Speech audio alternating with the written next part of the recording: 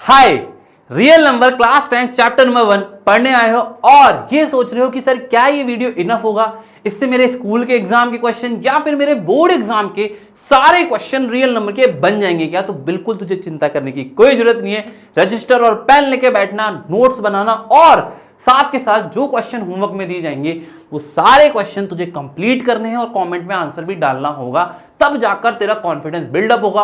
और मैं गारंटी लेता हूं कि इस वीडियो के बाद तेरे चाहे कोई भी क्वेश्चन हो, कोई सा भी क्वेश्चन बैंक हो, कोई सी भी किताब हो, उसके सारे क्वेश्चन तेरे से बनने लग जाएंगे। हो सकता है तू मुझे पहले से जानता हो सकता है नहीं जानता हो, लेकिन जो बच्चे मुझे नहीं जानते हैं यार, सिर्फ एक लेक्चर मुझ पर भरोसा करना, ठीक है? और टेंशन वेंशन लेने की कोई जरूरत नहीं है, मैं हूं ना तुम्हारे साथ। जितनी भी टेंशन है सारी टेंशन मुझे दे दो और बस चैप्टर अच्छे से पढ़ लो और पूरा चैप्टर करने के बाद अपनी एनसीईआरटी जरूर कर लेना, वो ऐसे चुटकियों में बन जाएगी तुमसे, ठीक है? तो शुरू करते हैं रियल नंबर चैप्टर नंबर 1। 3, 2, 1 गो। तो यार सबसे पहले बात करते हैं फैक्टर्स की। फैक्टर्स क्या होते हैं सर? फैक्टर का मतलब होता है सर कि जो नंबर, जैसे मान लीजिए मैंने कहा 6, अब 6 में क्या क्या फैक्टर होते हैं सर? जिससे 6 डिवाइड हो सकता है वो सारे फैक्टर्स होंगे, यही तो होता है। तो आप बोलोगे 6 किससे डिवाइड हो सकता है? 1 से हो सकता है। 6 किससे हो सकता है? 2 से हो सकता है, 3 से भी हो सकता है और खुद 6 से भी डिवाइड हो सकता है। तो जो नंबर इनको डिवाइड कर सकते हैं वो सारे नंबर क्या हो जाएंगे? फैक्टर्स हो जाएंगे। लेकिन मल्टीपल्स क्या होते हैं सर? मल्टीपल्स वो होते हैं कि वो नंबर उस 6 से डिवाइड हो जाए, ऐसे नंबर जो कि 6 से डिवाइड हो जाए। तो मैंने कहा सर 6 तो खुद है, फिर 6 2 12, 12 भी 6 से डिवाइड होता है, 6 3 18, ये भी डिवाइड होगा, 6 4 24, ये भी 6 से डिवाइड हो सकता है। इससे कहते हैं मल्टीपल्स, और जो डिवाइड कर पा रहे हैं उसे कहते हैं फैक्टर्स। समझ में आ गया बात? अब इससे क्वेश्चन पे आते हैं सीधे कि सर इसमें कैसे सवाल बनते हैं, क्या क्या चीजें पूछी जाती है। तो सबसे पहले आता है एलसीएम और एचसीएफ। इससे सीधा आपके एग्जाम में क्वेश्चन आते हैं और वही क्वेश्चन कराऊंगा मैं ना जो एग्जाम में आते हैं। तो जैसे देखो ये, अब इसको करने का तरीका बाद में समझते हैं, पहले हमने जो सीखा उससे समझते हैं। इसलिए कहा पहले factor, HCF, highest common factor. तो फैक्टर की बात करते हैं। 8 का फैक्टर बताओ आप बोलोगे 8 का फैक्टर 1 है, 8 का फैक्टर 2 है, 8 का फैक्टर 4 है और 8 का फैक्टर खुद 8 है। 12 के फैक्टर, 12 के फैक्टर आप बोलोगे सर 1 2 3 4 6 और खुद 12, ये सारे फैक्टर्स हैं। अब आप बोल रहे हैं सर कॉमन फैक्टर, आप बोलोगे सर 1 कॉमन है, 2 कॉमन है और 4 कॉमन है। लेकिन इसने एक और वर्ड लिखा है हाईएस्ट कॉमन फैक्टर। तो सबसे बड़ा कौन है? 4 है। तो क्या हुआ? HCF की वैल्यू आ गई यहां से 4। अगर इसको मैं ऐसे ना करके प्राइम फैक्टराइजेशन करता तो आप क्या करते? आप बोलते सर 8 का प्राइम फैक्टराइजेशन करेंगे, डायरेक्ट लिख देंगे तो 8 = 2 × 2 × 2। और अगर मैं आपसे बोलता कि भैया 12 का करो, तो आप बोलोगे 2 × 2 × 3। आप बोलोगे सर ये दोनों कॉमन आ गए, तो यहां से आंसर 4 आ गया। अब बात करते हैं एलसीएम की। एलसीएम में सर 8 के मल्टीपल्स कौन कौन से हैं? देखो पहले multiple, least common multiple. Multiple क्या है? 8 खुद है, 8 क्या है? 16 24 है ना, फिर 36 नहीं 32, इस तरीके से मल्टीपल्स आएंगे। अब 12 के निकालते हैं मल्टीपल्स। 12 1 = 12, 12 2 = 24, 12 3 = 36। अब आप देखो यहां पर बोल रहा है कि कॉमन मल्टीपल कौन है, तो आप बोलोगे सर 24 कॉमन मल्टीपल है। अब ये लीस्ट कॉमन, अच्छा इसके बाद और भी हो सकते हैं, है ना, इसके बाद और भी हो सकते हैं, लेकिन लीस्ट सबसे छोटा। तो आपके पास आंसर क्या आ जाएगा? आंसर क्या आ जाएगा भैया? आंसर बोले तो एलसीएम क्या आ जाएगा? 24 आपका एलसीएम आ गया, है ना। अब अगर इसको हम ऐसे करते तो क्या करते? आप बोलते सर जो कॉमन है, देखना इधर, जो कॉमन है वो तो 2 × 2 लिख दिए, लेकिन जो कॉमन नहीं है जैसे 2 और 3 ये भी लिखने पड़ेंगे। तो आप बोलोगे 2 2 = 4, 4 2 = 8, 8 3 = 24। तो देखो अभी भी 24 आ रहा है। तो दोनों तरीके आपको आने चाहिए, बट ये छोटे नंबर्स में समझ में आता है, लेकिन बड़े नंबर्स में आपको प्राइम फैक्टराइजेशन ही करना पड़ेगा। तो चलिए अब देखते हैं एक सवाल जो सीधे सीधे आपके एग्जाम में आया हुआ है। देखो, find HCF of 612 and 1314 using prime factorization. 2019 में ये सवाल पूछा गया है। सीधे सीधे देखो आपको करना क्या है सर, 612 का फैक्टर निकाल लो और 1314 का फैक्टर निकाल लो। चलो एक बार आप निकालो फटाफट, देखते हैं क्या करते हो, है ना। एक बार फैक्टर निकाल लो। अब फैक्टर जैसे आप निकालोगे आप बोलोगे सर ये है 2 × 2 × 3 × 3 × 3 × 17। ये फैक्टर बन रहे होंगे इसके, है ना। और अगले वाले के फैक्टर बन रहे हैं 2 इंटू 3 इंटू 3 इंटू 73। ये फैक्टर्स आपके इसमें बन चुके होंगे।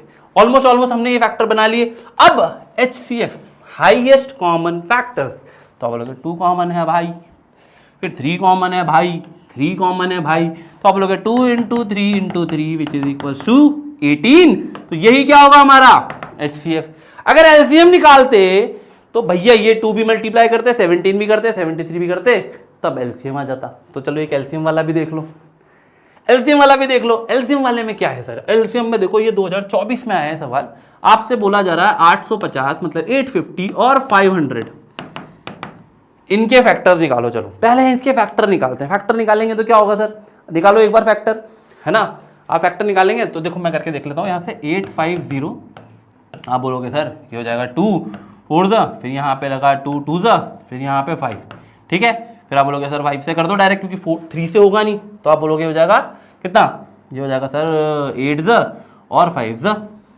फिर आप बोलोगे सर और बढ़ाओ, आप बोलोगे सर फिर 5 से कर देते हैं, 5 1 ज़ा, फिर 3 बचेगा, यहाँ पे 17 आ गया। 17 तो प्राइम फैक्टर है, प्राइम नंबर है मतलब। तो आपके पास आ जाएंगे यहाँ पर 2 इंटू 5 इंटू 5 इंटू 17, और 500 का जगह 2 into 2 into 5 into 5 into 5। I hope सबको समझ में आ गया होगा। आप चाहे तो 500 का फैक्टर भी निकाल के देख सकते हैं, है ना।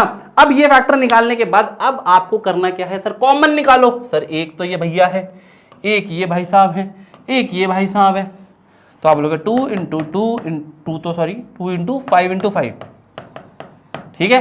फिर 17 और 5 और 2, 17 5 और 2, ये भी मल्टीप्लाई करने पड़ेंगे। अब आप इन सबको जब मल्टीप्लाई करोगे तब हमारा LCM आएगा। तो LCM की वैल्यू आ रही है 8500, ठीक है। ये आप जब मल्टीप्लाई कर लेंगे तब आपके पास ये फाइनल वैल्यू आ जाएगी, ये आपका आंसर होगा, ठीक है। समझ में आ गया। चलो आगे चलते हैं।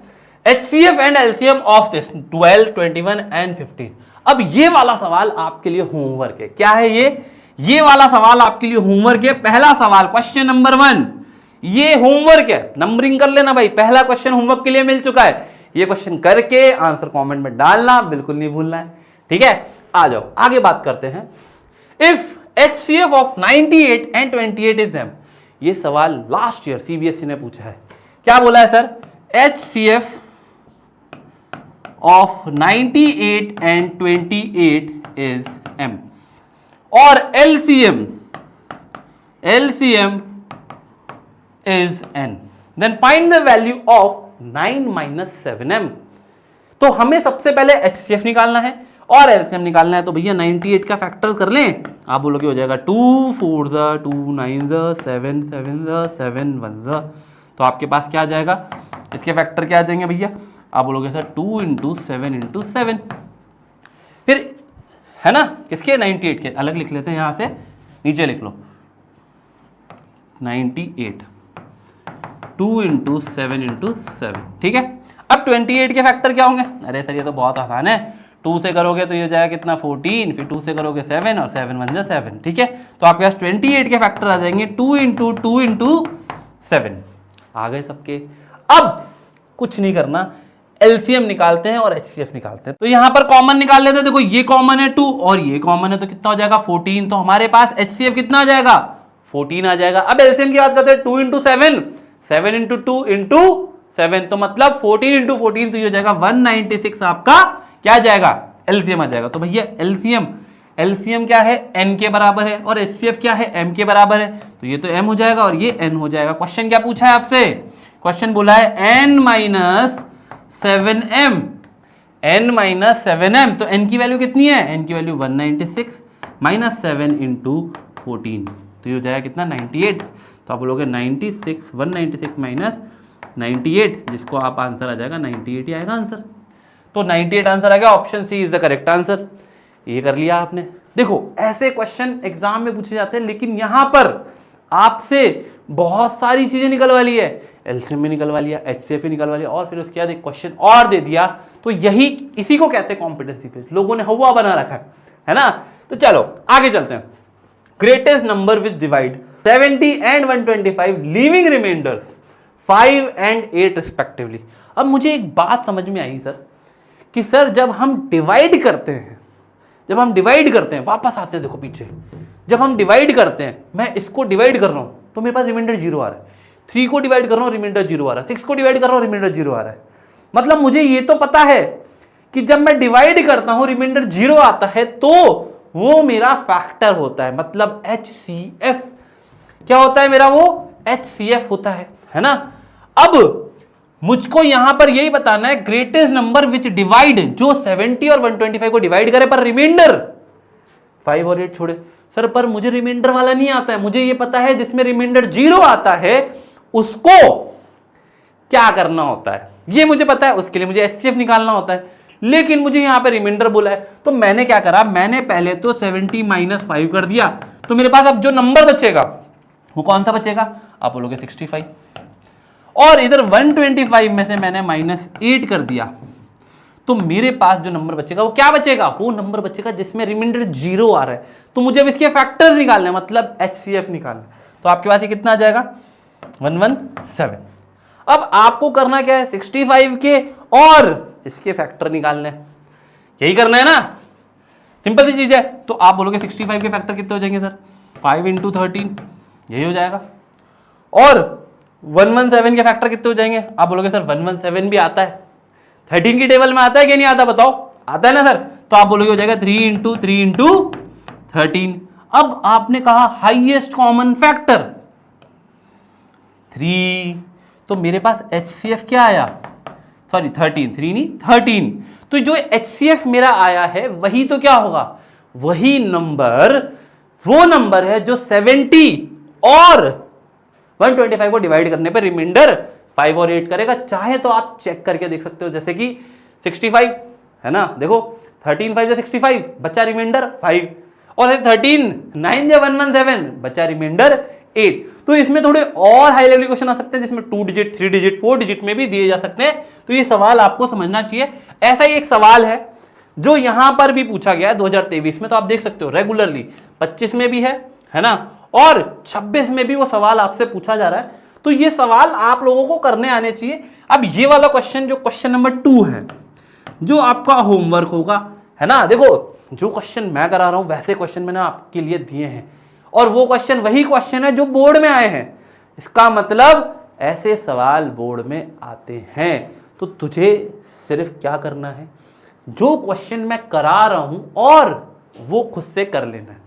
देखो ये लेक्चर देखने के बाद आप में से कई लोग बैठ जाओगे, इधर उधर घूमने लग जाओगे, मोबाइल चलाने लग जाओगे, लेकिन मैं ये चाहता हूं कि आप इस लेक्चर को देखने के बाद एटलीस्ट 15 मिनट इसको पूरा रिवाइज कर लें। और इसके जो नोट्स हैं वो मैं आपको PDF दे दूंगा, है ना, ऐप पर आपको PDF मिल जाएगी। आप ऐप डाउनलोड कर लेना सर की, वहां से आपको PDF मिल जाएगी। आप बोलोगे टेलीग्राम पे डाल देंगे, टेलीग्राम पर भी आपको मिल जाएगा, ठीक है। तो ये सारी चीजें आपको मिल जाएगी।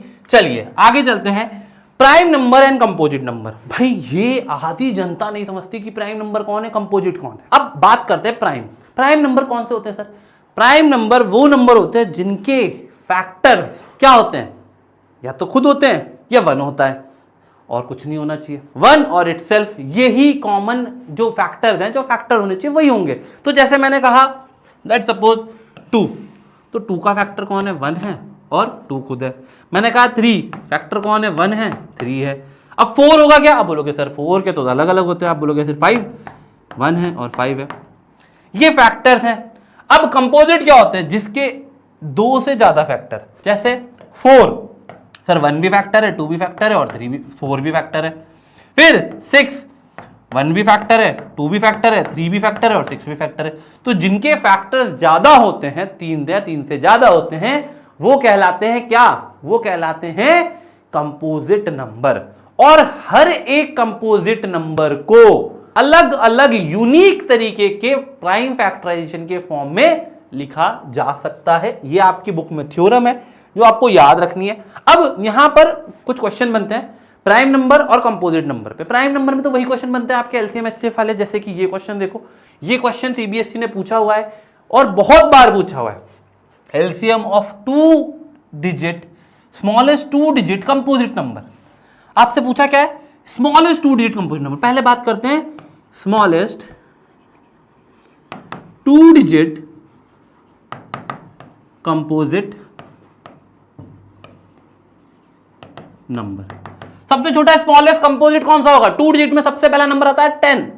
10 कंपोजिट है क्या? हाँ, 11 नहीं है लेकिन, तो आप बोलोगे 10। फिर आपसे बोला है एंड स्मॉलेस्ट कंपोजिट, तो आप बोलोगे स्मॉलेस्ट कंपोजिट कौन सा होगा? ये तो अभी अभी बात करके आए हम। स्मॉलेस्ट कंपोजिट कौन सा होगा? आप बोलोगे सर ये तो अभी अभी आपने बताया 4 is the smallest composite number. इसका एलसीएम निकालना है। आपके पास दोनों नंबर आ गए 10 और 4, हमें क्या करना है? इसका एलसीएम निकालना है।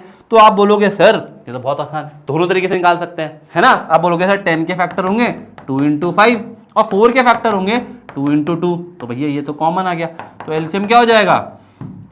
एलसीएम क्या हो जाएगा? आप बोलोगे एलसीएम हो जाएगा 2 × 2 × 5 20। ये आपका आंसर आ गया।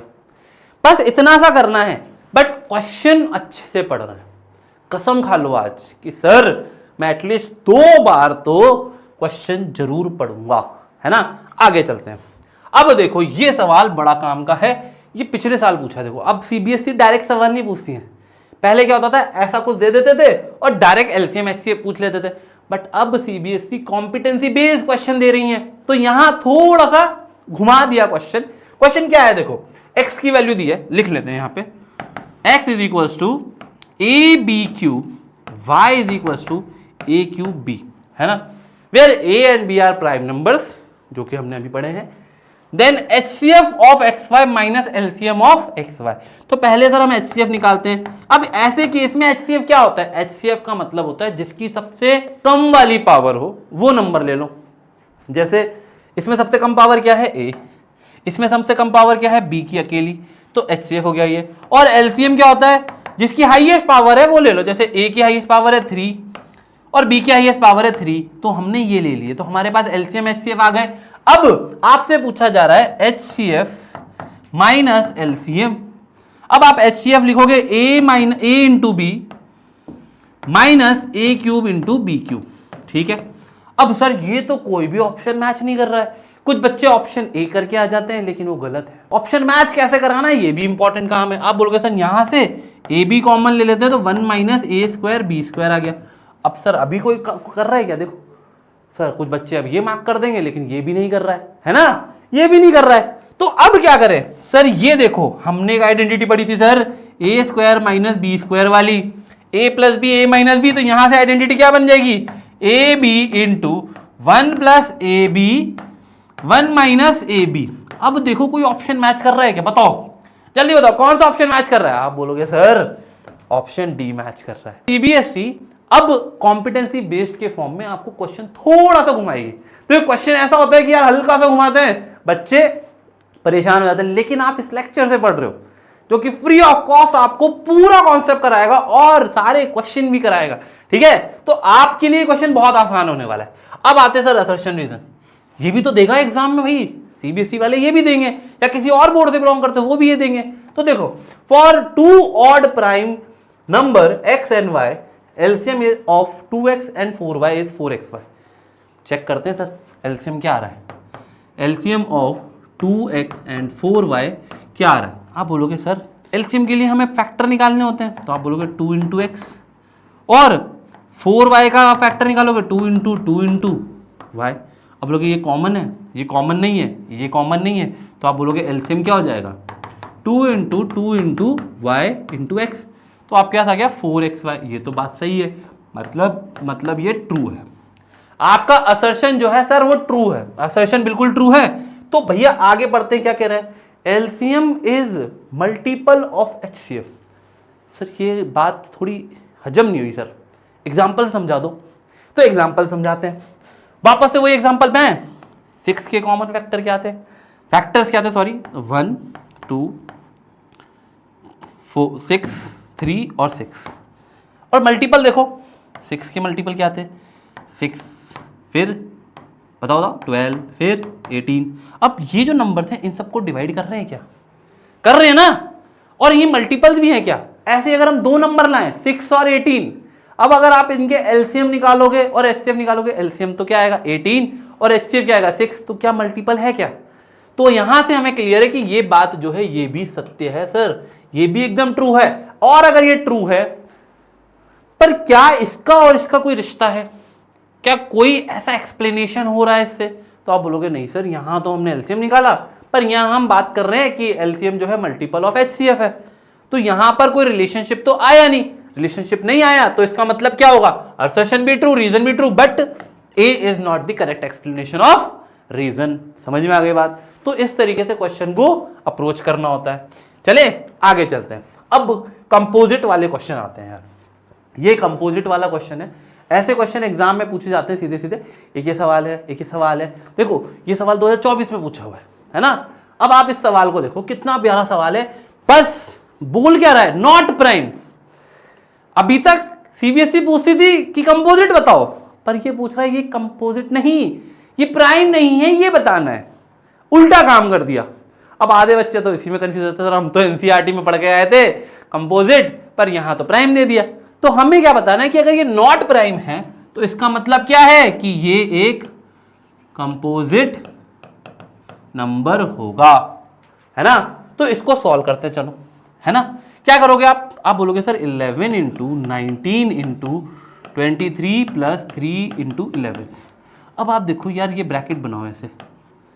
आप बोलोगे सर इसके अंदर 11 जो है वो कॉमन है, तो आप बोलोगे 11 तो ले लो मल्टीप्लाई में, फिर ये हो जाएगा कितना? आप बोलोगे सर ये हो जाएगा 23 इंटू 19, 19 इंटू 23, है ना। और यहाँ तो 1 बचेगा, फिर प्लस, अच्छा ब्रैकेट मत लगाओ, ये छोटा ब्रैकेट लगा लो, यहाँ प्लस 3।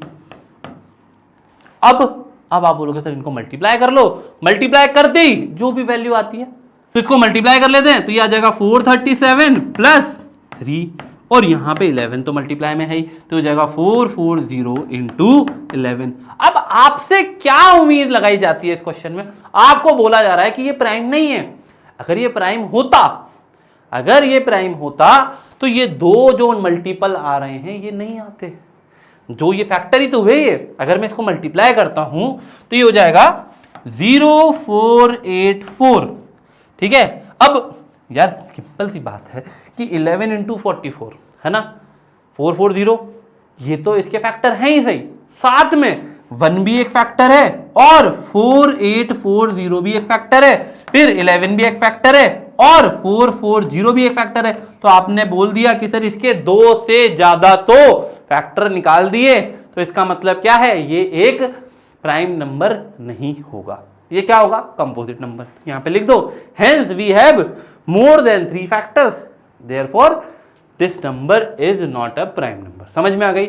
आगे चलते हैं। अगला क्वेश्चन, ये वाला क्वेश्चन देखो। अब इसमें क्या पूछा है? इज कंपोजिट बोला गया है।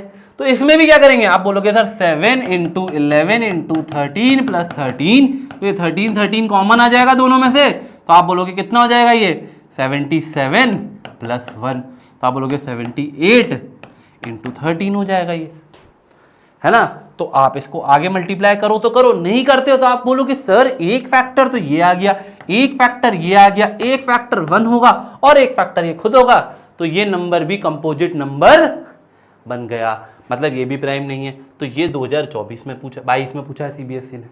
ऐसे ही एक और सवाल था जो कि सीबीएसई ने 2018 में भी पूछा था, है ना। तो ऐसे कई सवाल हैं जो सीधे सीधे एग्जाम में पूछे जाते हैं। अब एक सवाल ऑब्जेक्टिव फॉर्म में आने लग गया आजकल, पहले सब्जेक्टिव आता था ये, अब ये ऑब्जेक्टिव फॉर्म में क्वेश्चन आने लगा है, which of the following can not be the unit digit of 8 की power n when n is a natural number. मतलब ऐसा कौन सा यूनिट डिजिट होगा जो इसमें नहीं आ सकता किसी भी कीमत पर? तो आप बोलोगे सर 8 1 8, है ना, 8 इंटू 8 मतलब 8 की पावर है ये, है ना, 64। अब आप ऐसे चलते चले जाओगे तो जो इसकी यूनिट डिजिट है वो क्या नहीं हो सकती है? तो आप बोलोगे सर 4 हो सकती है, 6 भी हो सकती है। अगला करोगे 6 भी आ जाएगी, 2 भी आ जाएगी, लेकिन 0 आ सकती है क्या? इसके लिए आपको एक बात समझनी पड़ेगी कि किसी भी नंबर का जो फैक्टर होता है, जैसे इसका फैक्टर है 2 इंटू 2 इंटू 2 की पावर n, मतलब 2 इंटू 2 इंटू की पावर n, तो ये 2 की पावर 3n है ना। अब क्या 2 का फैक्टर कभी भी, 2 का मल्टीपल क्या 0 आ सकता है कभी भी? क्या 2 को मैं कितनी बार मल्टीप्लाई करूं? 2 2 4 नहीं आ रहा, 2 2 4 4 2 8 नहीं आ रहा, 2 2 4 4 2 8 8 2 16 नहीं आ रहा। तो क्या कभी भी इसका यूनिट डिजिट 0 आ सकता है? तो बोलोगे नहीं आ सकता। क्यों? क्योंकि यहां पर 5 का कोई मल्टीपल नहीं है। तो आपको ये चीज समझनी है कि ये कभी भी 0 नहीं आ सकता। चलिए आगे बात करते हैं रिलेशनशिप। ये वो वाला रिलेशनशिप नहीं है ना? ये वो वाला रिलेशनशिप नहीं है भैया, है ना? Relationship between HCF and LCM of a number for any two positive integer A and B. भाई ये दो पॉजिटिव इंटीजर की बात कर रहा है, पहले ये क्लियर रखना है ना। 3 नंबर होंगे तब नहीं करना है ऐसा, 2 नंबर होंगे तो ही करना है। तो क्या कह रहा है? HCF of A and B into LCM of A and B is equal to product of the 2 numbers. मतलब सर आपने स्टार्टिंग में एक क्वेश्चन कराया था, कौन कौन से थे वो 2 नंबर? याद है किसी को? कोई बात नहीं, नहीं याद है तो कोई और नंबर ले लेते हैं। जैसे मैंने कहा 6 एंड 16, या फिर लेट सपोज हम 20 ले लेते हैं, 2 नंबर ले लेते हैं। अब आपसे मैंने बोला इसका HCF निकाल के दो और इसका LCM निकाल के दो। आप अभी LCM निकाल दोगे, आप बोलोगे इसका 2 होगा 2 इंटू 3 और इसका हो जाएगा 2 इंटू 2 इंटू 5। तो LCM HCF तो क्या आ गया 2, LCM क्या होगा 2 इंटू 2 इंटू 5 तो हो जाएगा 20, 23 जा 60, तो HCF हो गया 60। अब यहां LCM और HCF निकाल लिया है। अब यहां चेक करते हैं क्या ये रिलेशनशिप वेरीफाई कर रहा है। HCF इंटू LCM क्या A इंटू B के बराबर है? तो आप बोलोगे सर HCF तो आ गया मेरा 2, LCM आ गया मेरा 60 और यहां पर है 6 इंटू 20, तो ये भी 120, ये भी 120। तो आप बोलोगे सर ये तो दोनों तरफ बराबर आ गया है। LCM into HCF is equal to A into B, और इससे सीधे सीधे एग्जाम में क्वेश्चन बनते हैं। तो चलिए क्वेश्चन देखते हैं कैसा बनते हैं। 2 number are in the ratio 4:5 and their HCF is 11, then find the value of LCM। 2025 अभी इसी साल तुम्हारे सीनियर्स ने ये सवाल करके आए हैं, है ना। और कई बच्चों को नहीं याद रहता तो वो छोड़ देते हैं। आपको नहीं छोड़ना है, आपको क्या करना है, आप बोलोगे सही तो बहुत सिंपल है। आपसे बोला जा रहा है कि 4:5 में 2 नंबर है, तो हमने बोला कि भाई जो पहला नंबर है उसको 4x मान लो और दूसरा नंबर जो है उसको 5x मान लो, 4x और 5x मान लो। अब HCF क्या है? आप बोलोगे सर इसके फैक्टर क्या होंगे? आप बोलोगे 4 इंटू एक्स और 5 इंटू एक्स, तो कॉमन क्या है ये, तो HCF क्या होगा? HCF होगा x के बराबर और x क्या है 11 हो जाएगा, क्योंकि HCF ऑलरेडी 11 दिया है तो x की वैल्यू आ गई। तो आपके पास a की वैल्यू क्या आ जाएगी 4 इंटू 11 44, b की वैल्यू आ जाएगी 5 इंटू 11 55। हमारे पास दोनों नंबर आ गए भैया। अब हमें क्या निकालना है? बताओ बताओ, अब हमें क्या निकालना है? अब हमें निकालना है LCM। और इसको यूज कैसे करना है? आप बोलोगे सर LCM निकालने के लिए आप बोलोगे HCF into LCM is equal to A into B। तो HCF तो पता है हमें 11, LCM हमें नहीं पता है, और A की वैल्यू पता चल गई हमें 44 और B की वैल्यू चल गई 55। आप बोलोगे सर डिवाइड कर दो, LCM बराबर 44 इंटू 55 अपॉन 11, कैंसिल कर दो, यहाँ आ जाएगा 5। ठीक है, आप बोलोगे 5 4 जा 20, यहाँ पे 2 5 4 20 22 220, क्या हो जाएगा ये 220 आपका LCM आ गया। आया कि नहीं आया? तो यार ऐसे बहुत सिंपल सिंपल सवाल होते हैं जो सीधे सीधे एग्जाम में उठ के आ जाते हैं और चुटकियों में करे जा सकते हैं। अगला सवाल देखते हैं। अगला सवाल वैसे का वैसा, देखो 2025 2024। अब क्वेश्चन नंबर 3 क्या है? ये क्वेश्चन नंबर 3 जो कि होमवर्क है आपका, है कि नहीं? ये वाला क्वेश्चन तो होमवर्क में कर दोगे ना तुम लोग। तो चलिए आगे चलते हैं अगले सवाल पर। गिवन HCF, देखो एक और सवाल 2024 में पूछा गया है, लेकिन ये स्टैंडर्ड वाले क्वेश्चन पेपर में था और डिफिकल्ट लेवल वाले में, है ना। देखो स्टैंडर्ड में भी अलग अलग तरह के केस होते हैं। तो HCF दिया हुआ है, लिखना। देखो यार, है ना, हम लोग क्या करते हैं, हम लोग लिखते नहीं है। अगर आपको एग्जाम में पूरे मार्क्स चाहिए तो टॉपर जो होते हैं स्टूडेंट की कॉपी देखोगे ना, तो वो एक एक स्टेप लिखते हैं। जैसे मैं अभी बताने वाला हूँ आपको लिखना है HCF of 2520 6600 is equal to 40। फिर LCM जो गिवन है LCM of 2520 6600 is equal to 252 into k. Then find the value of k. आपको दोनों नंबर दिए हैं A और B, और LCM और HCF दिया, लेकिन HCF तो सिंपली दे दिया, लेकिन LCM में क्या करा इन्होंने, गड़बड़ कर दी। तो ये गड़बड़ क्या करोगे? आप बोलोगे सर बहुत आसान है, आप बोलोगे sir HCF into LCM is equal to what a into B. लगाते हैं, चलो लगा के देखते हैं। ये हो जाएगा 40 इंटू 252 इंटू के इज इक्वल्स टू 2520 इंटू 6600। अब बोलोगे सर सबको ले जाओ नीचे, सबको लिया नीचे, तो k बराबर 2520 इंटू 6600 अपॉन 40 इंटू 252। ठीक है, तो आप बोलोगे 252 तो कैंसिल हो जाएगा ना सर, यहाँ पे बचेगा 10, यहाँ पे ये 1 0 से 0 कट जाएगा और 4 से काट दो, 4 1 से 4, फिर 2 बचा, 4 6 24, फिर 2 बचा, 4 5। अब आपके पास क्या आ जाएगा 165 इंटू 10, जो कि आंसर हो जाएगा 1650। ये क्या है सर, मेरा एलसीएम आ गया, है ना। ये इस तरीके से सॉल्व करना। देखो कितना सिंपल क्वेश्चन था, बट लॉजिक अगर याद नहीं है तो फिर कॉन्सेप्ट कितना ही स्ट्रांग हो, किसी को कुछ भी आता हो, क्वेश्चन नहीं कर पाएंगे। अगर आपको ये चीज नहीं आती है, ये याद नहीं है कि LCM into HCF is equal to A into B, नहीं याद है तो नहीं कर पाएंगे। चलिए आगे चलते हैं भैया, एक और असर्शन रीजन। ये 2025 का सवाल है और ये इसी कॉन्सेप्ट पर है, LCM into HCF is equal to A into B. तो यार ये देखो सवाल, for any two prime numbers P and Q their HCF is 1। यार एक बात बताओ, हमें प्राइम नंबर पता ही है ना, 2 3 2 5 7 8 9 11, है ना।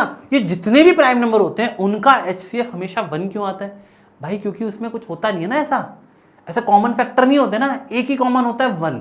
जैसे फॉर एग्जांपल अगर मैं बात करूं 11 और 15, आप बोलोगे सर इसका फैक्टर हो गया 11 और एक 1, और इसका क्या हो जाएगा 3 और 5 और 1। तो आप बोलोगे ये तो कॉमन नहीं आ रहे, ये भी कॉमन नहीं आ रहा, सिर्फ 1 कॉमन आ रहा है, तो 1 HCF होगा। And their LCM is P plus Q। इनका एलसीएम क्या होगा भाई? आप बोलोगे सर नो मल्टीप्लाई करना पड़ेगा, क्योंकि सारे कॉमन लेने, सारे जो नॉन कॉमन है वो भी लेने पड़ेंगे, 11 इंटू 3 इंटू 5। बट ये तो कुछ और बोल रहा है, यहाँ पे P इंटू Q होना चाहिए था, पर ये तो P प्लस Q बोल रहा है। तो मतलब क्या है, ये तो हो गया फॉल्स। और अगर ये फॉल्स है तो ये तो सही है, ये तो सही है ना, ये तो सही है और ये सही है। तो आप बोलोगे सर रीजन तो ट्रू है, रीजन तो ट्रू है, लेकिन असर्शन क्या है, असर्शन फॉल्स है। तो आप देखो कौन सा ऑप्शन मैच कर रहा है, आप बोलोगे ऑप्शन डी मैच करेगा, assertion is false and reason is true. तो ये एक क्वेश्चन होता है जो बहुत बार पूछा जाता है, पिछले साल भी पूछा है, इस साल भी आएगा। ठीक है, अब आते हैं word problem. Sir word problem से लगता है बहुत डर सर, मतलब ऐसे कपकपी सी छा जाती है जिंदगी में, है ना। तो वो कपकपी मिटाने के लिए ही तो मैं आया हूं। आज मैं आप लोगों को बताऊंगा कि वर्ड प्रॉब्लम को कैसे डील करना होता है। पहली चीज तो ये पता होनी चाहिए, क्या डील करना है सर। एलसीएम और एचसीएफ की वर्ड प्रॉब्लम में सबसे पहला काम, रीड क्वेश्चन केयरफुली। हम लोग क्वेश्चन नहीं पढ़ते ढंग से, सबसे बड़ी बीमारी हमारे साथ क्या है, हम क्वेश्चन ढंग से नहीं पढ़ते। तो पहला काम क्या करना है, हमें क्वेश्चन ढंग से पढ़ना है। ठीक है, दूसरा काम क्या है सर, दूसरा मेजर इंपॉर्टेंट चीज है, उस क्वेश्चन से हमें यह निकालना है कि हमारी वैल्यू बड़ी होगी या छोटी होगी। अगर मान लो बड़ी वैल्यू आने वाली है तो एलसीएम होगा, और छोटी वैल्यू आने वाली है तो HCF होगा। बस ये आपको अपने इस दिमाग के अंदर बिठा लेनी है। अगर आज आपने ये चीज समझ ली कि भैया अगर नंबर वैल्यू बड़ा आ रहा है तो वो क्या हो जाएगा LCM, और नंबर वैल्यू छोटा आ रहा है तो वो हो जाएगा HCF। ये अगर आपको आ गया तो आप कोई भी क्वेश्चन हो, कैसा भी क्वेश्चन हो ना, आप ऐसे चुटकियों में कर लोगे, चुटकियों में, है ना। तो देखो क्वेश्चन पढ़ते हैं, एक बार पढ़ो क्वेश्चन, सब लोग पढ़ लिया क्वेश्चन। कुछ चीजें समझ में आई हैं और कुछ चीजें समझ में नहीं आई हैं, तो एक बार और फिर से पढ़ते हैं, क्वेश्चन अच्छे समझ में आएगा। 3 set of physics, chemistry, mathematics books have to be stack in such a way that all books are stored in subject wise. पहली बात तो क्या है, 3 सब्जेक्ट है, तीनों सब्जेक्ट की बुक को स्टेक करना है। स्टेक का मतलब एक के ऊपर एक रखना है और सब्जेक्ट वाइज रखना है। और दूसरी कंडीशन क्या दी है, and the height of the stack is same, मतलब सभी बुक्स की हाइट जो है, जो स्टेक की हाइट है, वो बराबर होनी चाहिए। ठीक है sir. The number of physics book is 114। तो पहले लिख लो फिजिक्स की जो बुक है वो कितनी है बेटा, आप बोलोगे 144। फिर केमिस्ट्री की कितनी है बेटा, आप बोलोगे सर 180। फिर मैथ की कितनी है 192। पहले तो हमें ये लिख लेना है, assuming that the books are in same thickness determine the number of stake of physics chemistry mathematics book। समझ में आया क्वेश्चन? नहीं समझ में आया तो दोबारा सुनते हैं। देखो ये फिजिक्स की बुक्स है ना, ये केमिस्ट्री की बुक्स हैं और ये मैथमेटिक्स की बुक हैं। तो ये कह रहा है कि इनकी हाइट भी सेम होनी चाहिए और फिजिक्स केमिस्ट्री मैथ के सब्जेक्ट वाइज भी ऐसे एक के ऊपर एक रखी जानी चाहिए। अब एक बात बताओ, अब मैथ्स के तो ऐसे और भी होंगे है ना, ऐसे मैथ्स के भी होंगे, ऐसे फिजिक्स के भी होंगे, केमिस्ट्री के भी होंगे कि नहीं होंगे? तो एक बात तो समझ में आ गई सर कि अगर मेरे पास 144 फिजिक्स की बुक है तो क्या मैं सारी एक ही स्टेक में रखूंगा? क्या नहीं रखूंगा। इसका मतलब क्या हुआ सर? इसका मतलब सर मेरे को एक बात समझ में आ गई कि अब वैल्यू जो आएगी वो छोटी आएगी, तो मैं क्या निकाल लूंगा HCF। चलो तो ट्राई करते हैं, फैक्टर्स करें। आप बोलोगे ये जगह 2 into 2 into 2 into 2 into 3 into 3 है ना। देखो 4 3 12 4 3 12, ये हो जाएगा 2 into 2 into 2 sorry 3 into 3 into 5 है ना। देखो 5 3 से 15 45 90 180, फिर हो जाएगा 2 into 2 into 2 into 2 into 2 into 2 into 3 शायद है ना। 1 2 3 4 5 6 है ना। ये हो गया हमारा फैक्टराइजेशन, प्राइम फैक्टराइजेशन कर लिया। अब कॉमन सर, कॉमन और कॉमन कौन है? ये वाला 3 है ना। तो आप बोलोगे सर 2 इंटू 2 2 इंटू 2 इंटू 3 मतलब कि 12 मेरे पास क्या आया? 12 मेरे पास आया है क्या सर? 12 मेरे पास HCF आया है। तो लेकिन इसने मुझसे पूछा है determine the number of stack. एक स्टेक में मैंने 12 किताबें रखी हैं, फैक्टर है ना ये। तो अगर मैंने एक स्टेक में 12 किताबें रखी है तो मैं क्या बताऊं फिजिक्स में कितनी होगी, केमिस्ट्री में कितनी होगी? तो आप बोलोगे number of stack in physics. तो फिजिक्स की कितनी बुक है सर? 144 है। देखो कहां लिखा था, यहां लिखा हुआ है 144। 144 को डिवाइड कर दो 12 से, तो आप बोलोगे तो 12 ही आएगा है ना। फिर नंबर ऑफ स्टेक केमिस्ट्री, आप बोलोगे सर 180 बुक थी, 180 अपॉन 12 आप कैंसिल कर दोगे, 12 1 जा 12, बचा कितना 6, 12 5 जा हो गया भैया। तो 15 बुक आएगी हमारे, 15 स्टेक आएंगे सॉरी। और ऐसे ही नंबर ऑफ स्टेक किसका? मैथमेटिक्स का। आप बोलोगे सर 192 डिवाइडेड बाय 12, तो आप करोगे 12 1 जा 12, बचा 7 72, तो 6 हो जाएगा, तो आप क्या आ गया 16। तो मतलब समझ में आया आपको कि 12 बुक के स्टेक फिजिक्स के 12 बार होंगे और 12 ही बुक के स्टेक केमिस्ट्री के 15 बार होंगे और 12 ही बुक के स्टेक मैथमेटिक्स के 16 टाइम्स होने वाले हैं। तो ये एक वर्ड प्रॉब्लम थी जो हमें अच्छे से समझ लेनी है। अगर बेटा तूने एक बार ये वर्ड प्रॉब्लम समझ ली, जो मैंने प्रोसेस बताया है वो फॉलो कर लिया, तो ये गारंटी मेरी है कि तेरे एग्जाम के अंदर दुनिया का कोई भी सवाल आ जाए भाई तेरे से बनेगा, है ना। चल अगला सवाल करते हैं। अब अगला सवाल एक बार तुम लोग पढ़ लो, पहले तसल्ली से पढ़ लो, शांति से बैठ के एक बार पढ़ो क्या लिखा हुआ है, उसके बाद आगे करते हैं। तो क्वेश्चन पढ़ के समझ में आ चुका होगा इस बार की क्या निकालना है। तो कई बच्चे तो कमेंट में बता भी चुके होंगे कि सर क्या निकालना है ना। In a teacher workshop the number of teacher teaching French, Hindi and English. भाई number of teacher teaching French, तो फ्रेंच कितने लोग पढ़ा रहे हैं, है ना। फ्रेंच कितने हैं 48, हिंदी कितने हैं 80 और इंग्लिश कितने हैं 144। ठीक है। अब देखो मैं जिस क्वेश्चन में बोल दूं कि ऐसे क्वेश्चन आते हैं वो आते हैं, ध्यान रखना ये सवाल आ सकता है इस टाइप का। Find the minimum number of room required if each room the same number of teacher are seated and all of them are of same subject.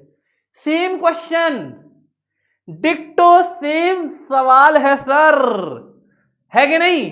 डिक्टो same है, बस थोड़ा सा अंतर है। वो क्या है सर बताते हैं। पहले क्या करोगे आप, फैक्टराइज करोगे।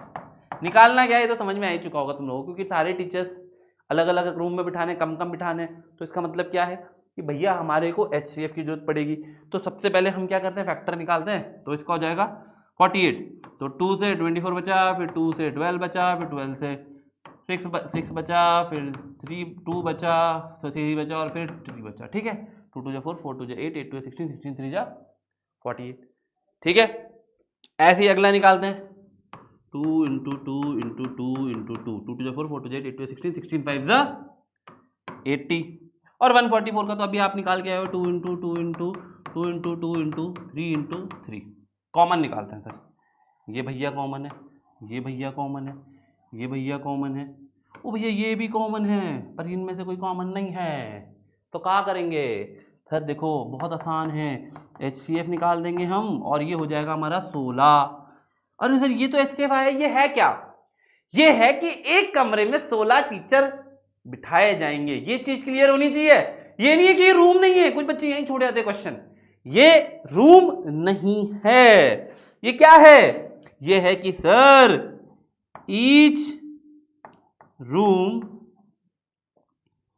The number of teacher seated is equals to 16। ये आपको समझ लेना है कि ये एक कमरे के टीचर्स हैं। अच्छा, अगर एक कमरे में 16 टीचर्स हैं तो टोटल नंबर ऑफ रूम कितने होंगे? टोटल नंबर ऑफ, पूछा तो यही है ना आपसे, कि पहले तो ये पूछा है और ये पूछा है कि total number of, minimum number of room, number of room. तो आप बोलोगे total number of room, total number of room required, total number of room required. आप बोलोगे सर टोटल टीचर कितने हैं? आप बोलोगे सर 48 प्लस 80 प्लस 144।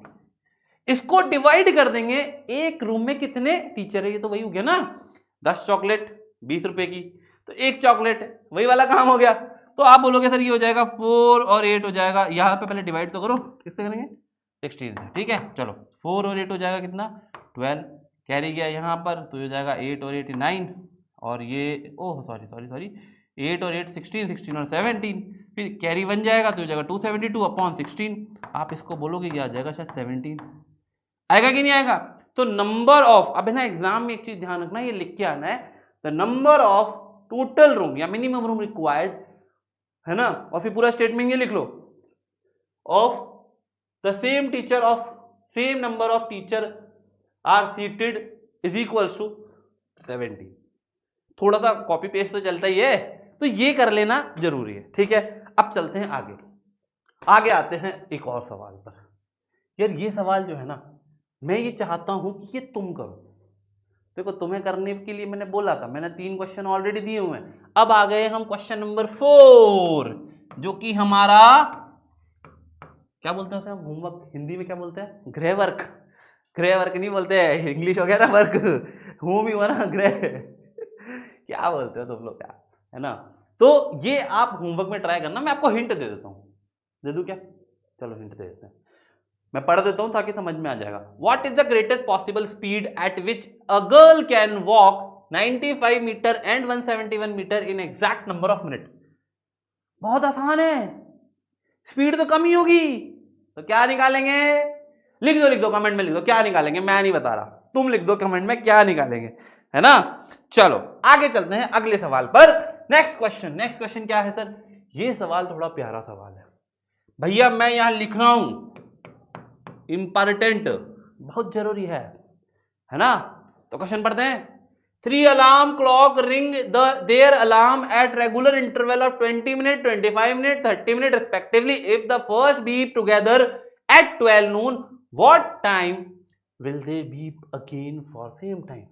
आई ये क्या है सर, नहीं समझ में आया है तो थोड़ा हिंदी में बताते हैं, हिंदी में समझ में आएगा हमें, और कोई अगर कोई और भाषा का है वो भी हिंदी में समझ लेगा, है ना। ये कह रहे हैं कि हमारे पास 3 घंटियां हैं, अलार्म होता है अलार्म, हम अलार्म बोलेंगे, अलार्म, है ना। अब तुम समझ जाओ, तो 3 घंटियां हैं, 3 घंटियां जो है वो 20 मिनट पे बज रही है पहली। मान लीजिए ये वाली जो घंटी नंबर 1 है, ये 20 मिनट के बाद बजती है। अभी तो बज गई, फिर 20 मिनट बाद बजेगी, फिर दूसरी घंटी है तो 25 मिनट बाद बजेगी, और तीसरी घंटी जो है वो हमारी 30 मिनट बाद बजेगी। मतलब पहली बार तो अभी बज गई, कितने बजे, मान लीजिए अभी बज रहे हैं 12 बज रहे हैं, तो 12 बजे बज गई। अब अगली बार सारी की सारी एक साथ कब बजेगी? देखो ये तो वही हो गया ना सर, मल्टीपल वाला। देखो ये 40 मिनट पे बजेगी, तो ये 50 मिनट पे बजेगी, ये 60 मिनट पे बजेगी, ये 60 मिनट पे बजेगी, तो ये कितने बजेगी, 75 मिनट पे बजेगी, और ये बजेगी सर कब बजेगी, ये 90 पे बजेगी। सर ये दोनों तो एक साथ बज गई 60 पे, लेकिन ये वाली नहीं आई 60 पर। तो हम ये चाहते हैं कि कब बजे। तो आप देख रहे हो टाइम क्या हो रहा है, बढ़ रहा है। वैल्यू देखो जो थी उससे ज्यादा आ रही है, तो मतलब बताओ एलसीएम। Very good. तो भैया हमको क्या करना है, 20 के फैक्टर निकालने हैं, 2 इंटू 2 इंटू 5। फिर हमको क्या करना है, 25 के फैक्टर निकालने हैं, 5 इंटू 5। फिर 30 के फैक्टर निकाल दो, 2 इंटू 3 इंटू 5। आप बोलोगे सर इसका एलसीएम निकालो। क्या निकालो, एलसीएम निकालो।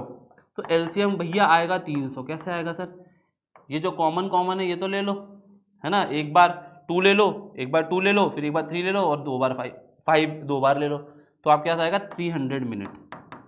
सर लेकिन ये तो हमारे ऑप्शन में है ही नहीं। 300 मिनट बाद घंटी बजेगी, मतलब 300 मिनट का मतलब होता है 300 बाय 60। तो आप बोलोगे सर 5 घंटे बाद, 5 आवर बाद। तो 5 आवर बाद मतलब C option is the correct answer, कि 5 बजे ये घंटी दोबारा से बजने वाली है। समझ में आया सबको, एकदम मस्त वाला। चलिए अब बात करते हैं सर अगले टॉपिक की, दुनिया का सबसे इंपॉर्टेंट टॉपिक, जिससे मैं आपको बता दूं 2025 में 3 मार्क्स का सवाल आया है, फिर 2024 में 2 मार्क्स का सवाल आया है, और 2022 में 3 मार्क्स का सवाल आया है। 2023 में नहीं आया है ना। वो है प्रूफ ऑफ इर्रेशनैलिटीज, है ना। किसकी बात कर रहे हैं हम, प्रूफ ऑफ इर्रेशनैलिटी। लेकिन उससे पहले छोटी छोटी चीजें, जो आपका चैप्टर का नाम है रियल नंबर, वो समझते हैं। रियल नंबर कौन से नंबर होते हैं सर? सर नंबर जो कि रैशनल नंबर और इर्रेशनल नंबर दोनों मिलाकर बनते हैं, वो होते हैं रियल नंबर। लेकिन सर एक नंबर और होता है इमेजिनरी, जो कि रियल नहीं है। तो rational number irrational number combine करके बन गए रियल नंबर, और इमेजिनरी नंबर वो नंबर हो गए जो कि जिनका स्क्वायर रूट में नेगेटिव आ जाए, या जिसका स्क्वायर नेगेटिव आ जाए, ये होते हैं इमेजिनरी नंबर। वैसे ही हमारे काम के नहीं है, 11th में आते हैं, लेकिन फिर भी हमें याद होने चाहिए। चलिए अब बात करते हैं कैसे डिस्ट्रीब्यूट किया। रियल नंबर जो होते हैं रैशनल नंबर होते हैं, इर्रेशनल नंबर होते हैं। रैशनल नंबर में नॉन इंटीजर होते हैं, जैसे फ्रैक्शंस होते हैं। फिर इंटीजर होते हैं, इंटीजर में होल नंबर होते हैं, 0 से चालू होते हैं। और होल नंबर में नेचुरल नंबर भी होता है, 1 2 3 4। और इंटीजर में नॉन नेगेटिव इंटीजर्स भी होते हैं, और नॉन इंटीजर्स भी होते हैं। इंटीजर में मतलब पॉजिटिव इंटीजर जो होल नंबर होते हैं, है ना। तो यहां पर नेचुरल नंबर कौन से होते हैं, जो हमारे मुंह से नेचुरल निकलते हैं, 1 2 3 4 5 6 7 8 9 10, ये नेचुरल नंबर होते हैं। चलो आगे बढ़ते हैं। कोप्राइम। सर ये जो वर्ड है ना, ये अकेला वर्ड आपके आधे मार्क्स खा सकता है। क्या बोल रहा हूं मैं, आधे मार्क्स खा सकता है। कैसे खा सकता है, अगर आप ये लिखकर नहीं आते हो। कहां नहीं लिखना है सर, वो मैं भी बताता हूं। अच्छा कोप्राइम होते क्या है, पहले ये समझते हैं। जैसे मान लो मैंने आपको 2 नंबर दिए, दोनों प्राइम दे दिए, एक 2 दे दिया, एक 3 दे दिया। अब मैं आपसे बोलूंगा कि आप मुझे 2 और 3 का HCF बताओ। हाँ बोलोगे सर HCF क्या होगा, HCF तो सर 2 1 ज़ा 2 और 3 1 ज़ा 3, तो 1 ही पेयर 1 आया ना। तो 1 क्या है इसका HCF, ठीक है। 1 HCF आ गया, तो यही क्या है, यही कोप्राइम है। मैंने आपको दिया 9 और 11, 9 का होता है 3 इंटू 3 इंटू 1, 11 का 11 इंटू 1, तो इसका भी HCF क्या आएगा, 1 आएगा। तो इसका मतलब क्या है, ऐसे दो नंबर जिनका HCF 1 होता है। समझ में आई बात। जिनका HCF 1 होता है। अच्छा एक और चीज समझो, मान लीजिए दो प्राइम नंबर है या दो प्राइम नंबर मान लीजिए 2 और 3। अब मैंने कहा आपका इसका एलसीएम बताओ, तो आप बोलोगे 2 इंटू 1, 3 इंटू 1, तो 1 कॉमन है तो कोई बात नहीं कि 2 इंटू 3, तो आपके पास क्या आ जाएगा 2 इंटू 3 बोले तो 6। तो इसका मतलब क्या है, अगर कोई भी दो नंबर होंगे प्राइम नंबर होंगे तो उनका एलसीएम हमेशा क्या आएगा, उन दोनों का प्रोडक्ट। मान लीजिए एक नंबर है P प्राइम नंबर, एक नंबर है Q prime number, P into 1 Q into 1, तो एलसीएम क्या होगा P इंटू Q। और अगर वहीं मैं आपसे पूछूं इनका HCF क्या होगा, आप बोलोगे हमेशा 1 होगा। इससे सवाल आया हुआ है, हमने किया भी है। चलिए आगे बात करते हैं। एक थ्योरम है आपकी बुक में छोटी सी, ये थ्योरम क्या कहती है पहले वो समझ लेते हैं। पढ़ना वढ़ना तो क्या सर, इतनी सारी अंग्रेजी हमें भी नहीं आती है ना, आप तो सीधे सीधे समझा दो ताकि हमारा ये लेक्चर पूरा का पूरा कॉन्सेप्ट कवर कर दे। तो देखो समझो, मैंने आपसे बोला कि मैंने एक कोई नंबर लिया, मैंने लेट सपोज 9 नाम का नंबर लिया, 9 ले लिया मैंने, ठीक है सर। अब 9 का स्क्वायर क्या होता है, आपने कहा सर 81 होता है। अब मैं 81 को अगर मैं प्राइम नंबर 3 से डिवाइड करता हूं, क्या ये हो रहा है, आप बोलोगे क्यों नहीं हो रहा सर, कैसी बातें कर रहे हो, ये हो जाएगा सर 27। तो अगर 9 का स्क्वायर 3 से डिविजिबल है तो 9 भी 3 से डिविजिबल होगा। यही तो ये कह रहा है, let P a prime number if P divide A square, if P divide A square, what is A square here, 3 square, sorry 9 square, then P must divide A, then P must divide A where A is the positive integer. अच्छा positive के लिए बात करनी है, negative में नहीं जाना है, हम वैसे ही नेगेटिव में रहते हैं, हमें पॉजिटिव में आना है, ठीक है। तो ये वही चीज है ना, और ये सारी चीजें इसमें समझनी होती है। ये आपके एक एक क्वेश्चन आता है प्रूफ ऑफ इरैशनैलिटी, उसमें काम आता है, ठीक है। चलो देखते हैं। Prove that √3 is irrational, √2 is irrational, √5 is irrational.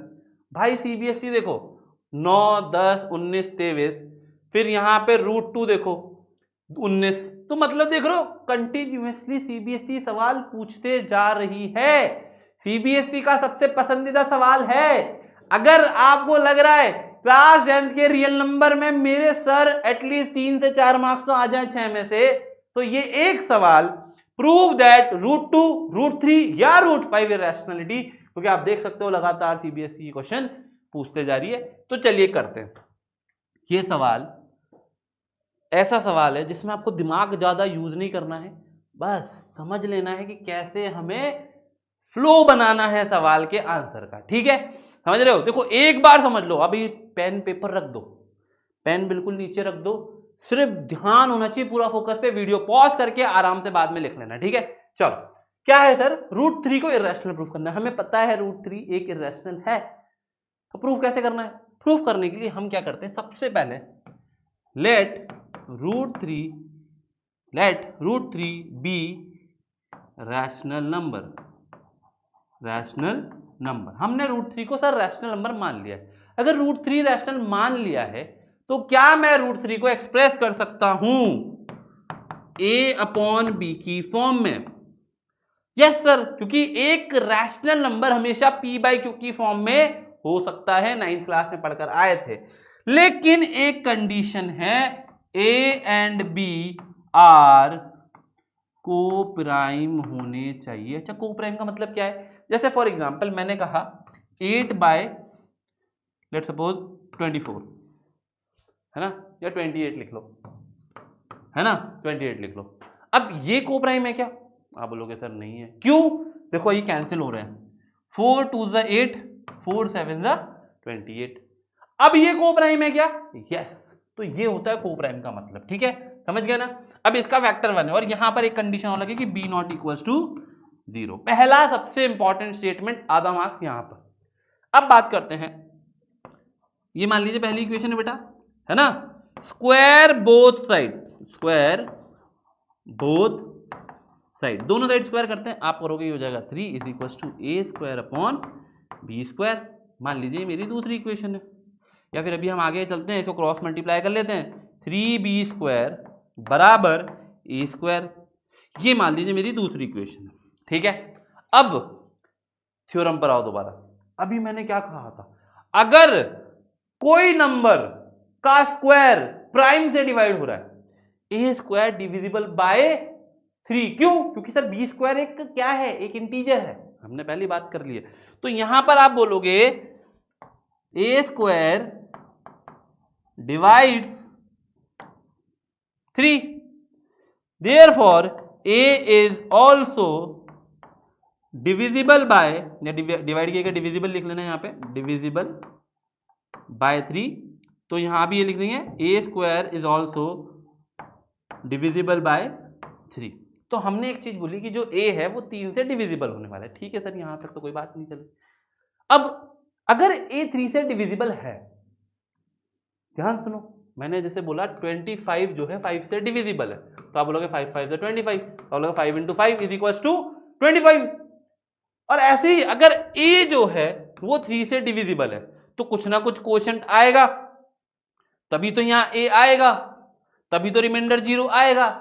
मतलब डिविडेंड = डिवाइजर इंटू कोशेंट, ये पढ़ा है ना हमने, रिमाइंडर तो प्लस करेंगे, 0 है ही सही। तो आप बोलोगे सर कि यहां पर ए जो है वो 3c के बराबर होना चाहिए, 3c के बराबर होना चाहिए। और मैं यहां पर put a = 3c in equation 2।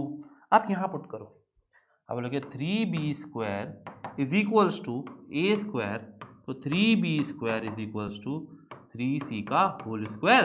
अब आप बोलोगे सॉल्व कर दो, तो 3b² बराबर 9c², अब लोग कैंसिल हो जाएगा, यहाँ 3 आ जाएगा, तो b² = c², 3c², सॉरी। तो आप कहोगे अगर मैं 3 को यहाँ लाता हूँ तो c तो एक इंटीजर है, c² भी इंटीजर होगा, तो b² जो है वो 3 को डिवाइड कर रहा है, तो यहाँ पर आप बोलोगे b² is divisible by 3, therefore b is also divisible by 3। क्यों सर, थ्योरम पढ़ी थी ना अभी, ये पीछे वाली थ्योरम यही तो थी कि भैया अगर ए पी जो है a² जो है वो p से डिवाइड हो रहा है, तो a भी p से डिवाइड होगा, वही थ्योरम यहां पर यूज करनी है। अब क्या करें सर, अब आप बोलोगे कि सर ये जो दो स्टेटमेंट है, मान लीजिए हमारी चौथी इक्वेशन है, तो हम बोलेंगे sir from equation 2 and 4 we get to know that A and B is not co-prime। क्यों नहीं है co-prime? क्योंकि सर दोनों 3 से डिविजिबल है। देखो यहां भी लिखा है b divisible by 3, a divisible by 3। अगर दोनों ही 3 से डिविजिबल हो गए, अगर दोनों ही 3 से डिविजिबल हो गए तो को-प्राइम नहीं होंगे, और को-प्राइम नहीं होंगे तो अवर कॉन्ट्राडिक्शन गॉट रॉन्ग, या फिर हमारा अजम्पशन जो था वो कॉन्ट्राडिक्ट हो जाएगा, है ना। अवर assumption कॉन्ट्राडिक्ट, है ना, that √3 is rational, therefore √3 is irrational number, hence proved or not proved। यही आपको इसके अंदर समझ लेना है, ठीक है। ये पूरा का पूरा आप तसल्ली से वीडियो पॉज कर लो, मैं साइड में आ जाता हूँ, आप पूरा नोट कर लो, स्क्रीनशॉट ले लो, जो करना है वो करो, लेकिन इसको छोड़ के नहीं जाना है, समझ गए। आई होप सबको क्लियर होगी ये बात। चलिए आगे चलते हैं। ये सवाल भी 2025 में आया है, ये सवाल 2023 में आया है, और ऐसा ही एक सवाल 2022 में भी आया है, 21 में भी आया है ना। 21 में नहीं आया क्योंकि इसमें कोविड था, 20 में। तो इस तरह के सवाल बार बार आए हैं। देखो अब ये सवाल क्या है, ये सवाल थोड़ा सा ऐसा अजीब सा नहीं लग रहा है कि 5√3 + 2/3 is irrational number given √3 is an irrational number. ई का है भाई। अब इसके अंदर आपको √3 को इर्रेशनल प्रूफ नहीं करना है। क्या बोला मैंने, इर्रेशनल प्रूफ नहीं करना है √3 को, लेकिन इसको इर्रेशनल प्रूफ करना है। तो चलो सर करते हैं। हमने बोला कि यहां पर आपको बोला है √3 इज इर्रेशनल, है ना, गिवन है ये तो, है ना, लिख लो इसमें भले चाहो तो आप गिवन में √3 इज इररेशनल, गिवन है ये। तो हमने सोचा कि भाई हम इसको क्या कर लेते हैं, रैशनल मान लेते हैं। तो हम बोलेंगे लेट 5√3 + 2/3 बी रैशनल नंबर। हमने इसको रैशनल मान लिया सर, यहां तक हमारे समझ में आ गई है। अगर ये रैशनल है तो क्या a/q b की फॉर्म में हो सकता है? तो आप बोलोगे हम इसको एक्सप्रेस कर सकते हैं 5√3 + 2/3 को a/b में, जहां पर a और b को प्राइम होंगे और a जो है वो b जो है वो 0 के बराबर नहीं होगा। ये हमारी पहली इक्वेशन मान लो। नहीं मानना तो आगे बात कर लेंगे अपन। ये मैंने पहली इक्वेशन मान ली। अब मैंने क्या किया, इसको स्क्वायर नहीं करना है, पहले वाले के तरीके की तरह नहीं चलना है। अब मैंने क्या किया, इसको मैं ले जाएगा उधर, तो हो जाएगा 5√3 = a/b - 2/3। 5 को डिवाइड कर दें तो आप बोलोगे ये हो जाएगा √3 = 1/5 इंटू, अब एलसीएम ले लो, देखो 3b 3a इंटू -2b है ना, ये ऐसा आ जाएगा। तो आप बोलोगे सर इसको मल्टीप्लाई भी कर लेते हैं लगे हाथ, तो आप बोलोगे √3 = 3a - 2b/15b। समझ में आई बात? ये तो कैलकुलेशन है तो हम कर ही लेंगे, लेकिन अब समझने वाली बात है कि सर ये जो नंबर है कौन, 3a - 2b/15b, ये क्या है, रैशनल नंबर है। ये क्या है, रैशनल नंबर है। और ये क्या है, √3 तो इर्रेशनल नंबर है। यही तो पढ़ के आए, क्वेश्चन ने बोला है भाई √3 तो इर्रेशनल है। तो हम कैसे बोल सकते हैं कि एक रैशनल वैल्यू एक इर्रेशनल वैल्यू के बराबर होगी? और आपने बोला है √3 क्या है, √3 is irrational. Therefore, this contradict our assumption. Therefore, this contradict our assumption. Therefore, क्या था क्वेश्चन में, 5√3 + 2/b is 2/3 यार मैंने गलत लिख दिया, is irrational number has proved, है ना। तो यार ये आपको समझ लेना है कि ये सवाल बहुत बार पूछा गया है। देखो अब मैं आपको दे रहा हूं, देखो जैसे ये सवाल है अभी हमने किया ये, है ना, वैसे ही हमारे पास ये वाला सवाल है। तो ये वाला आप एक बार होमवर्क में बिना देखे, भाई यार क्वेश्चन नंबर 5, इसको तो आप है ना लिख नहीं सकते ना कमेंट में, बहुत बड़ा हो जाएगा, लेकिन इसको सर कसम खा लो, कसम खा लो, मेरी मत खाना, मैं इकलौता हूं मेरे घर वालों का, कसम खा लो जिसको तुम चाहते हो कि सर मैं कसम खाता हूं जिसको मैं चाहता हूं कि मैं इस सवाल को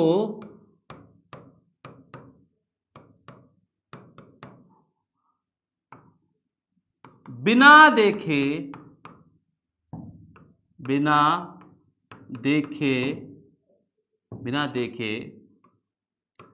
करूंगा या फिर करूंगी, है ना। समझ गए ना तुम, मतलब जेंडर तो तुम चेंज कर ही लोगे, करूंगा करूंगी, है ना। यार कसम खा लो, ये मतलब ऐसा नहीं होना चाहिए कि यार बाद में बोलो कि सर हमने आपको हमारा पूरा टाइम दिया पर हम से क्वेश्चन नहीं बने, है ना। क्वेश्चन तब बनेंगे जब हम खुद से एक बार ट्राई करें। चलिए आगे चलते हैं। एक सवाल ये भी है, शो दैट 3 - √2 इज इर्रेशनल। ये भी वैसे ही करना है, a/b माना, पहला काम यही है, मानते ही आपको पूरा का पूरा कैलकुलेशन वैसे के वैसे सॉल्व करनी है कि भाई ये सारी चीज उधर ले जाओ और बता दोगे कि √3, अब यहां पे ना आपको गिवन होगा कि √2 इज इर्रेशनल, ठीक है।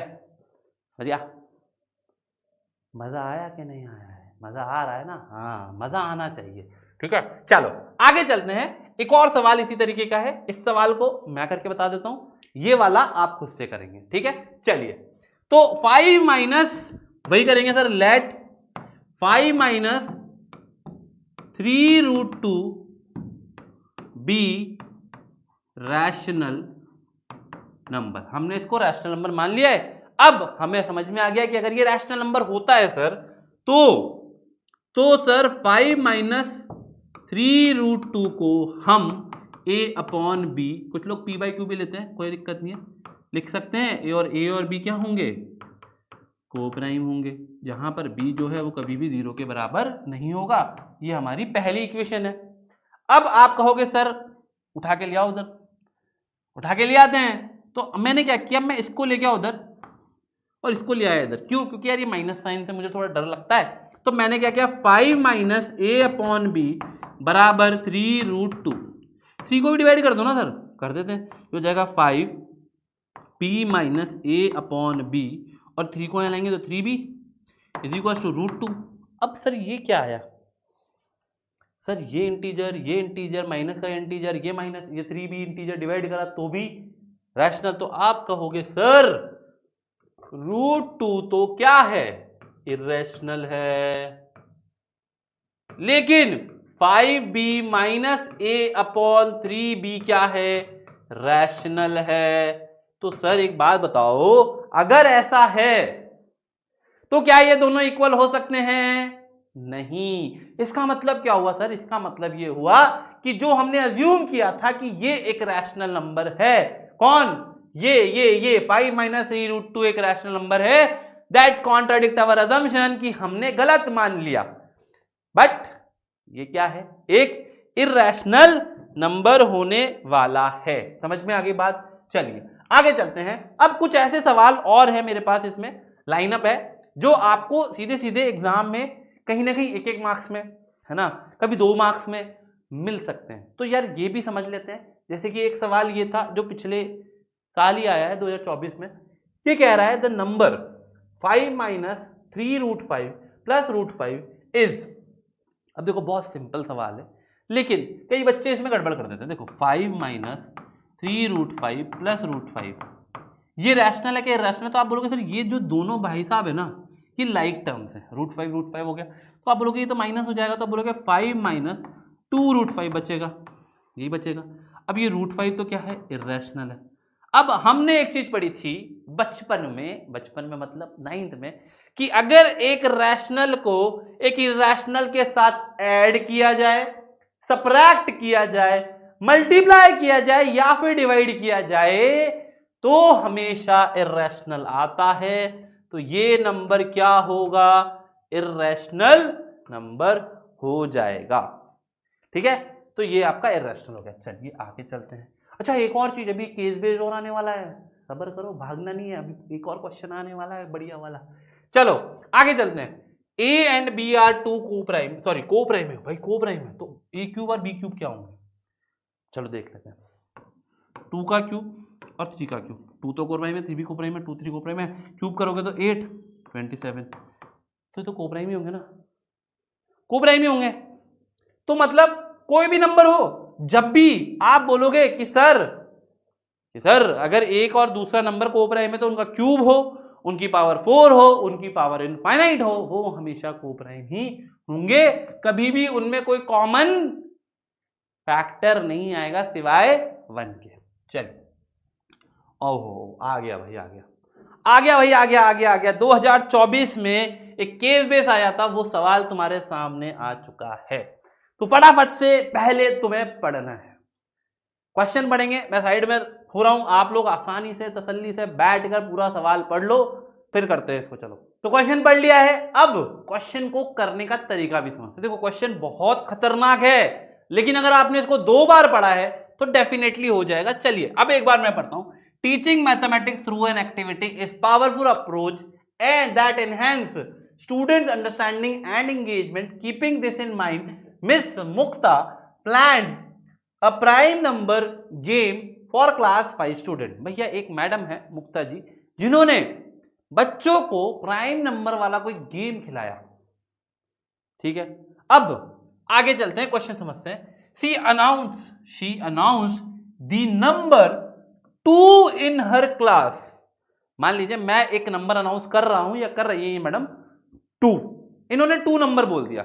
अब मैंने तुमसे बोला एक जना उठो और प्राइम नंबर बोलो, है ना। मैंने क्या बोला, एक जना उठो और प्राइम नंबर बोलो, तो ये बोल रही हैं and ask the first student to multiply it by prime number. मैंने बोला आपसे कि आप भैया उठो और एक प्राइम नंबर बोलो, लेकिन वो नंबर 2 नहीं होना चाहिए, है ना। चलिए, then pass it to second. तुमने कुछ नंबर बोला 3 या 7 या 5 या 9 11, सॉरी 9 तो नहीं, या फिर कुछ और 13, और आपने पास कर दिया किसी दूसरे बच्चे को, है ना। फिर जो दूसरा बच्चा था उसने भी कोई एक प्राइम नंबर बोला, हो सकता है सेम बोला हो सकता है अलग बोला हो, और उसने भी पास कर दिया। और ऐसे करते करते करते करते हमारे पास उन सभी नंबरों का प्रोडक्ट आ गया जो बच्चों ने बोले 1373250। क्या बोल रहे हैं, मतलब समझ में आ रहा है क्वेश्चन। हर बच्चे ने एक एक प्राइम नंबर बोला और मैम लिखती गई। जैसे मान लो किसी ने बोला, मैम ने 2 बोला, फिर मैम ने बोला एक और बोलो, तो किसी ने 3 बोला, फिर किसी ने फिर 3 बोला, किसी ने 7 बोला, किसी ने 11 बोला, 13 बोला, तो मैम ऐसे लिखते गई। और मैम के इन सब नंबरों का जो प्रोडक्ट है वो आ गया क्या, 17325। ये मैम का फाइनल प्रोडक्ट आया है। अब क्वेश्चन करते हैं, what is the least prime number use by student. मतलब सबसे छोटा प्राइम नंबर कौन सा होगा। अब लोगों ने 2, अरे नहीं, क्योंकि 2 तो मैम ने बोला था, तो पहले ही सवाल गलत हो गया, है ना। तो यहां पर पहले आपको क्या करना है, प्राइम फैक्टराइजेशन करना है। जैसे मान लीजिए ये है 1732550, इसका प्राइम फैक्टराइजेशन कर लेते हैं, ट्राई करते हैं, है ना। चलो 2 से करें, तो आप लोग 2 8 जा 16, फिर हासिल लगा 1, कैरी बन जाएगा, तो 2 6 जा 12, फिर कैरी गया 6, फिर 2 और फिर 5। अब आप बोलोगे सर ये 3 से जा सकता है क्या।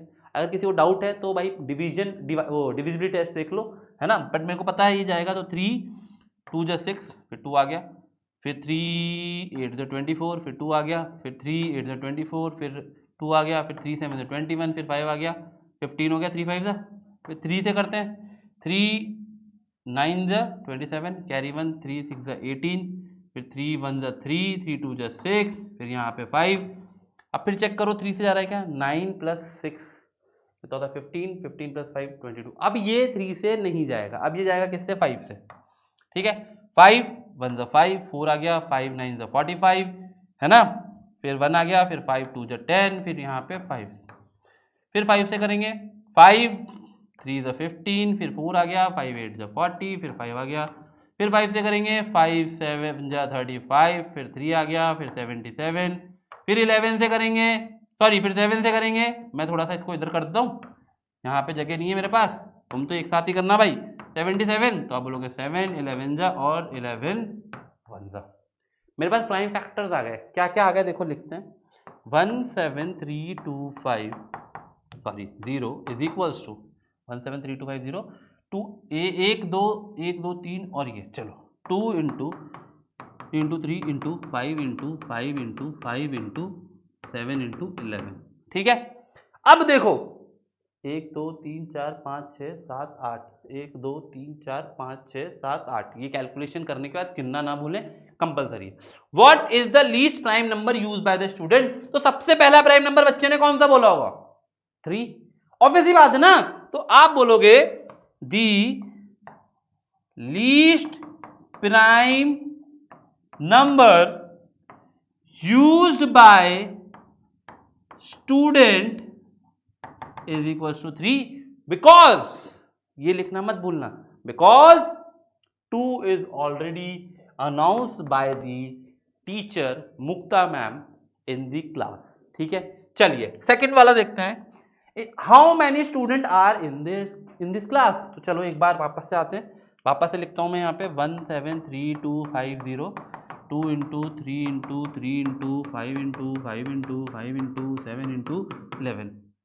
अच्छा, हर बच्चे ने एक प्राइम नंबर बोला था क्या, बोला था नहीं बोला था, हर बच्चे ने एक प्राइम नंबर बोला था क्या, हाँ सर। तो 1 2 3 4 5 6 7 8, अब लोग सर 8 बच्चे हो गए, पर आप गलत हो गए, क्यों सर, 2 तो मैम ने बोला था, तो मैम को काउंट नहीं करना है, इन्हें काउंट करना है। तो आप बोलोगे 1 2 3 4 5 6 7, तो आप बोलोगे 7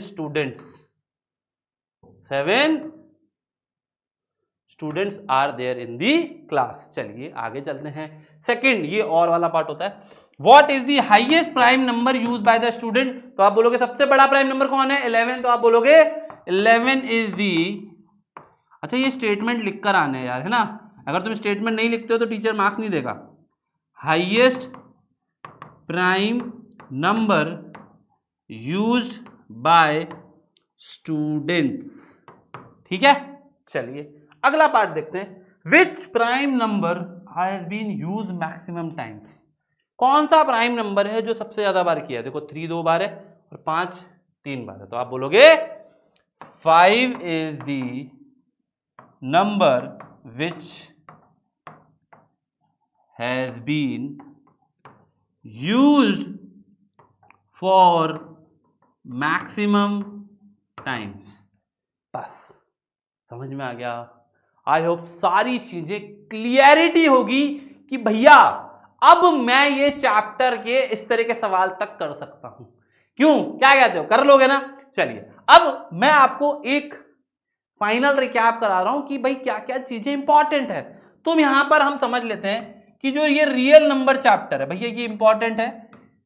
रियल नंबर चैप्टर के अंदर क्या क्या चीजें आ सकती है। देखो पहली चीज, सबसे पहली चीज क्या, एलसीएम और एचसीएफ, ये निकालना पहली चीज, पहली सबसे इंपॉर्टेंट चीज जो आ सकती। दूसरी एचसीएफ इंटू एलसीएम बराबर ए इंटू बी, ये तो बहुत इंपॉर्टेंट है, इससे कम से भी कम 2 मार्क्स तो पक्के ही है ना। तीसरी चीज, प्रूव नंबर इज कंपोजिट। देखो मैंने सबके क्वेश्चन आपको होमवर्क में दिए हुए हैं, आपको करके लाने हैं और कमेंट में डालने हैं। और चौथी चीज, प्रूफ ऑफ इरैशनैलिटी। तो सर यहां पर मैंने क्या बता दिया है कि अगर आपको लग रहा है कि भैया मेरे क्लास 10th में मेरे बोर्ड एग्जाम से पहले मुझे ऐसे कोई टॉपिक बता दो कि सर जो मेरे एग्जाम में आएंगे वो मैं कर लूंगा, तो यार यहां पर रियल नंबर चैप्टर में क्या क्या आने वाला है। रियल नंबर चैप्टर में सबसे पहले आपको एलसीएम एचसीएफ निकालना आना चाहिए, फिर HCF into LCM is equal to A into B, 2 marks में आ सकता है। फिर प्रूफ ऑफ कंपोजिट, जिसमें ऐसे क्वेश्चन आते हैं 7 इंटू 11 इंटू 13 प्लस 7 प्लस 13 या फिर 9 प्लस 13, ऐसे क्वेश्चन आते हैं। तो ये वाले जो क्वेश्चन होते हैं ये वाले भी आपके एग्जाम में आ सकते हैं। और प्रूफ ऑफ इररेशनैलिटी, जिसके अंदर √2 √3 √5 या फिर 2 प्लस √3 2 माइनस √3, इस तरह के इंपॉर्टेंट क्वेश्चन है जो सीधे आपके एग्जाम में आ सकते हैं। ठीक है, अब हमें एक काम और करना है, हमें पहले हमारी एनसीईआरटी कंप्लीट करनी है। ठीक है, ये हो गया पूरा चैप्टर खत्म, हमें हमारी एनसीईआरटी कंप्लीट कर लेनी है। एनसीईआरटी कंप्लीट करने के बाद हमें एक और चीज करनी है, पिछले साल के सारे क्वेश्चंस। अगर तेरे पास क्वेश्चन नहीं है यार, मैं तुमको टेलीग्राम का लिंक दे रहा हूं, टेलीग्राम पे जाओ या फिर ईसरल की ऐप डाउनलोड करो, जो करना है जैसे करना है वहां से PYQs निकाल लो सारे और कर डालो। ठीक है, तो इतना सा काम करना है, बाकी मेरे ख्याल से खत्म है ना। तुम लोग भी अच्छे मार्क्स ला सकते हो, है ना, हम लोग तुम्हारे साथ हैं, बस मेहनत करते रहो और अगले लेक्चर के लिए बने रहना। अगला लेक्चर साइंस का है और उसके बाद फिर मैथ्स के भी और लेक्चर आने वाले हैं, तो बने रहना। मिलते हैं अगली क्लास में। Tata bye bye, good night and all the very best.